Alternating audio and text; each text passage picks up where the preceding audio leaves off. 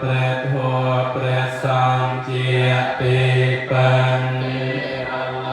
ជាកំរកពីតំផលតតិយ៉ាងពេពុទ្ធាំសារណាំតេឆាមិតតិយ៉ាងពេធម្មំសារណាំតេឆាមិតតិយ៉ាងពេសង្ឃំសារណាំតេឆាមិខ្ញុំព្រះករុណា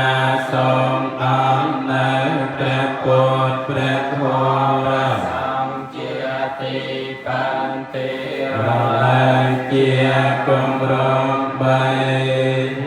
ដងផលអ្នកមកមេសាពពុទ្ធានា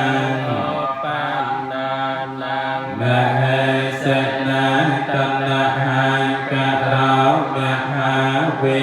រោមេទាំងសោសរណ